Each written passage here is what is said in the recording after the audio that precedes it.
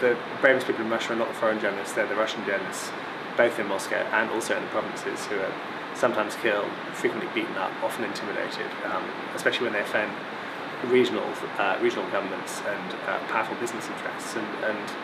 There's a guy called Mikhail Beketov who worked for a local newspaper outside in the Moscow suburb in a place called Khimki, and he was a case I wrote about.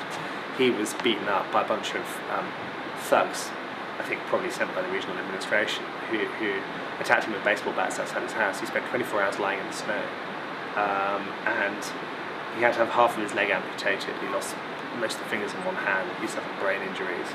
He survived amazingly, and he's now kind of in a wheelchair.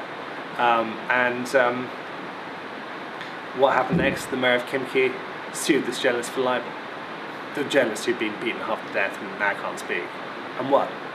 But this part of the problem is that there's never any kind of accounting, and there's never really any investigation process. The view on part of the authorities is that journalists kind of troublemakers who have it coming.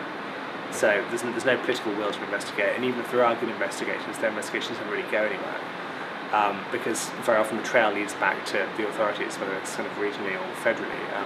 I covered the trial of 4 guys who were basically tried in connection with Politkovskaya's murders, I don't know whether they were guilty or not, but it was clear that they were operating at a very low level. But the person who gave the order to arrange the hit squad, of course we don't know who that is. Well, I have strong suspicions, but there's been no attempt to investigate, no attempt to talk to Kadyrov, who's the obvious